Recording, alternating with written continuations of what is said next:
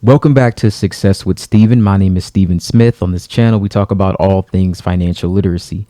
And today we're going to be discussing some massive changes that are coming to credit cards in 2025. And I really want to explain how all of these changes will affect the financial landscape and how this will actually affect the credit card industry as a whole. And of course, the impact it'll have on the everyday consumer like you and like me. So without further ado, let's get right into the video. Now, the first thing I want to talk about is going to be interest rates. Now, 2024 was a year that it looked good, but it felt bad financially for a lot of people. And interest rates were one of those areas that were kind of, you wanted to feel good about it, but you really just couldn't. And even though rates have fallen to as low as 20.27% at the close of 2024, in 2025, you probably won't see much relief being brought on by these changes. So interest rates began to fall, but credit card APRs aren't really catching up quite yet. The Federal Reserve lowered interest rates 3 times towards the end of 2024, but it took a few months for the average credit card interest rate to follow suit and come down slightly from a record high. You guys also want to be made aware that you can contact your bank, you can contact your financial institution or credit union and find out if you can lower the interest rates on your cards. I always encourage you to do so. Revolving credit card debt increased just 1.5% from September 2023 to September 2024. But when you look at the same time frame for the prior year, debt levels have increased by 15%.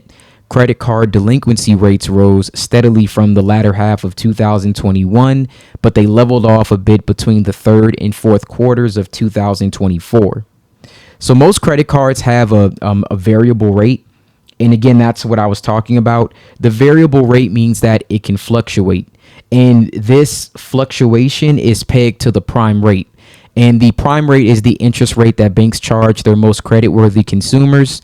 And it's typically 3% points higher than the federal fund rate, which is what banks pay each other for short-term loans. And this is determined by the Federal Reserve, which is why you see a lot of industries are affected when there are these rate hikes or rate cuts. So credit card issuers track a margin on top of the prime rate. On average, that margin is about 12.5%. And although it can be higher or lower, it depends on your credit score. So your credit score does help determine whether you're at the lower end or the higher end of this spectrum. Due to the cost of essentials, like things have gone up due to inflation, the cost of essentials have outpaced the income growth in America since 2019. And a lot of people from a lot of statistics and analytics, they aren't in credit card debt just because they're using their credit cards wrong. They're in credit card debt because they can't afford anything else. So they haven't changed the way that they've been spending. They've just been losing their buying power due to inflation. And because of that, they've had to lean on credit cards in order to just make ends meet. So you guys really want to pay attention to what these interest rates say, because the interest rates on credit cards kind of let you know exactly what's going on with the economy as a whole. You can kind of use it as a figure to give you some insight into what's going on. And again, slight drop off. Hopefully we see it lowered even more, but we have to wait and see. Now, that's one of the biggest things that's going on with credit cards this year. Just keep track of what goes on with these rates. I'll probably keep you up to date on that as everything goes on throughout the year. I'm expecting more rate cuts from the Federal Reserve, but we'll see. In the beginning, I think there's one coming up, depending on when you watch this video. It's in January. I highly doubt that we're going to get a rate cut. If we do, awesome. It's very unlikely, but we'll probably get, if I had to guess, maybe 3 in 2025. But like I said, I'll probably keep us up to date with how that's going. Now, the next massive change is going to be the new presidential administration. This news, again, it might seem more political than financial, but this decision is going to affect a lot of what's going to happen with banks, financial technology companies, and of course the consumers like you and like me. So one big unknown at this point is the fate of the CFPB. If you don't know, this new department called the Department of Government Efficiency. It's led by Elon Musk. They kind of want to take aim at federal spending that's deemed to be wasteful. And Elon Musk basically thinks that eliminating the CFPB, which was created to enforce federal consumer financial laws, should be discontinued. So he wants to get rid of the CFPB. So in my view, the CFPB in the last year has done a lot of things, and they've done nothing but help consumers. The potential deregulation in the banking industry, which essentially would loosen some of the rules banks must follow, and it could make credit easier to access for those with a wider range of credit scores. Like the higher credit scores, you may be able to access a little bit more, but it could also limit or eliminate entirely a lot of your consumer protections. So it's really up to you to determine, which way you want to lean towards. But this is going to make a difference. I mean, it's going to affect a lot of things that have taken place that have helped a lot of consumers. So definitely would not want to see the CFPB go away. Who knows what will happen with credit cards then? Who knows what will happen with a lot of those old fees and things that they've been trying to fight? Who knows what will happen with collections, reward programs? It can be up in the air. Going forward, we will just see. This is, again, something that I want to follow up with later on in the year. I think it's a really, really big story, and I think that it's something that we should be paying very close attention to. Next thing we have is a major credit card merger. So Capital One announced its intention to acquire Discover in February of 2024, which would make it the largest credit card issuer in the country.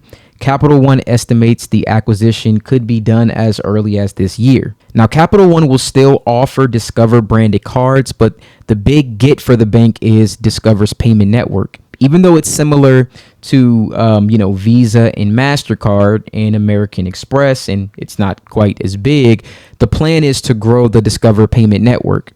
They want to make it maybe competitive to Visa and competitive to MasterCard. And in theory, this could lead to lower interchange fees for merchants. So even for me, being a business owner, having transactions done through credit cards, I have to pay a very large fee in order to make these transactions.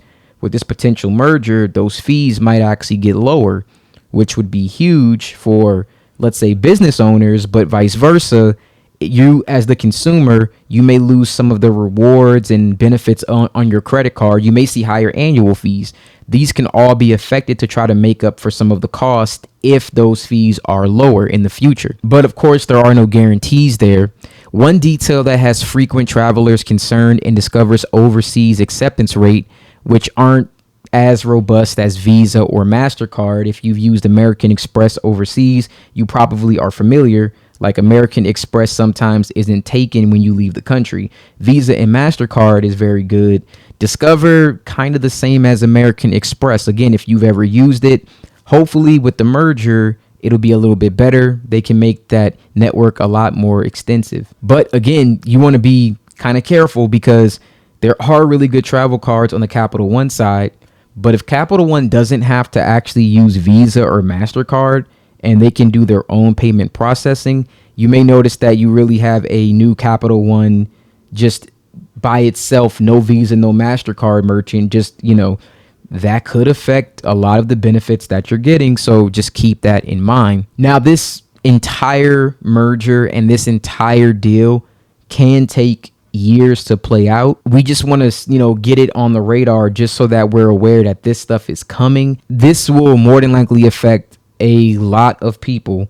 So even if it doesn't happen or complete this year, you definitely want to pay attention to how this plays out, because it will definitely be affecting a lot of people depending on what they decide to do. And again, this is another story that I would like to stay on top of. I think it is a massive, massive, massive story that we need to pay attention to in 2025. Thank you guys so much for watching this video. These are really like 3 separate things that I want to talk about. This was a great way to make us all aware of these things that are going on. I do think that each of them separately are going to affect exactly what's going to happen this year between that merger, the new administration, and interest rates. Again, all of these things are connected, and we'll just have to see what happens with Capital One and Discover when it comes to this merger. Once again, thank you guys so much for watching this video, and you have a wonderful day.